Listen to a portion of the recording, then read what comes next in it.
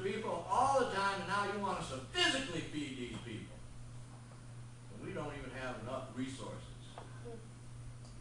But there comes a time when you have to step back and you have to trust God.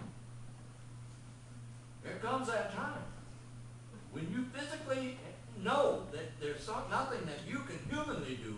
You have to step back and say, okay, we got to get God involved in this. We got to get God involved. Moses faced things like this all the time when he was wandering around in the wilderness. People grumbled. They had no food, yet God fed them. They grumbled they had no water, yet God provided water to quench their thirst. It seems we always grumble when we're faced with a task that seems impossible. It can't be done. Or we've never done it that way. Let's don't change it now.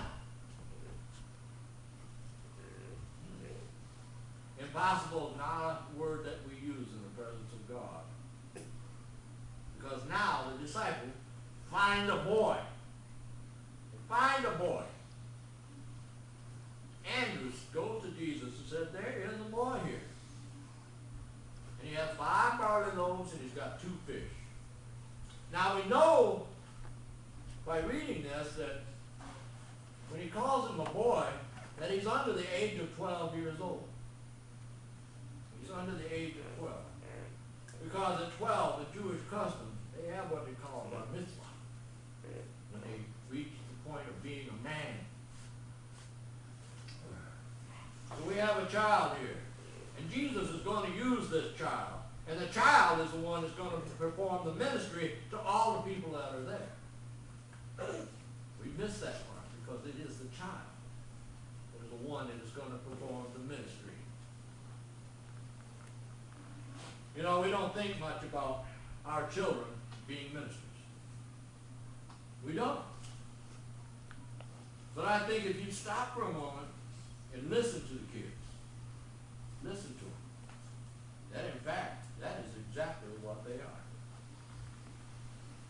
Darlene and I had gone to the movie the other day. How many of you have seen the movie Up? How many of you ever heard of the movie Up? Well, at least you heard about it. I hear it's good. Very good. It's a cartoon, but it's a cartoon with so much theology in it. Sitting through it one time, you're not going to catch it all. But I caught a great deal of theology in this movie. And the movie is about starts off about a young boy who was so full of wonder in his mind of escaping to far-off places. And he had a hero that would go to Brazil or all over the world and bring back exotic things in his blimp. And the young boy was fascinated by this mode of travel and stuff. And when he grows up, he starts growing up, he still has the fascination with travel, but now he has it with a wife who has that same spark and drive that want to travel to South America. It's their goal. And they save pennies away, but things happen. Doctor bills come in. They want to start a family. They break the piggy bank open again and find out she cannot have children. They save again, and then other emergencies come up. And they go through life still with that same love and same spark in their eye that they had when they first met. And yet she becomes sick and she passes away in her old age. The old man is left alone in the house that they lived in from the beginning.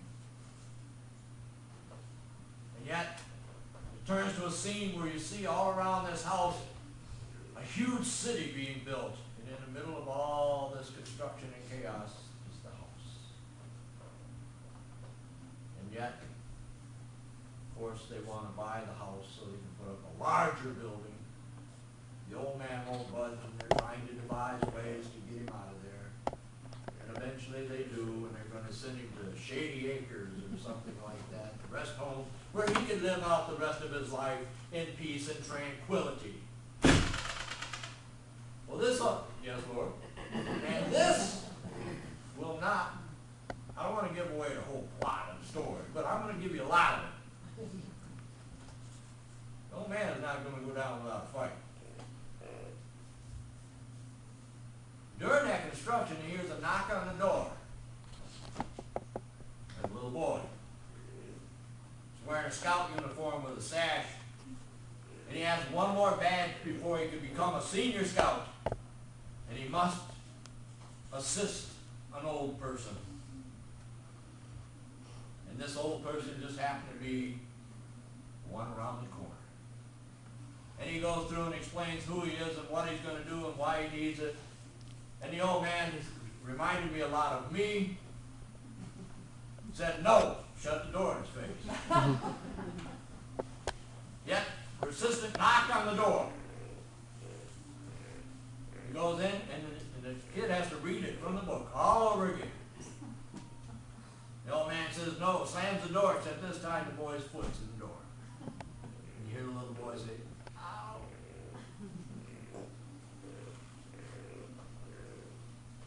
The boy leaves. Because the old man told him if he could catch a snipe and bring it back, that he would let him help him. Don't see the boy anymore. But the old man devised a way to save his house and not wind up in old folks' home. He tied 50,000 hot air balloons to his house, let him go, and the house starts to float up and up. And that's why they call it movie up. And up. Until he's flying over the city and he's saying, adios, boys. And he's leaving for who knows where, but he's trying to make it to South America. He's up 10,000, 20,000 feet, I don't know, sitting in his easy chair in the living room, and all of a sudden he hears knock at the door. Opens the door.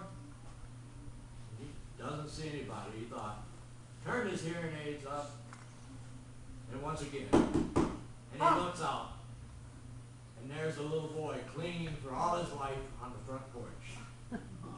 And he asked, can I come in? And the answer was, no. And he shut the door. But eventually the old man lets him in. To get to the gist of the story, the adventures that this young boy and this old crusty man are going through leads to nothing but love and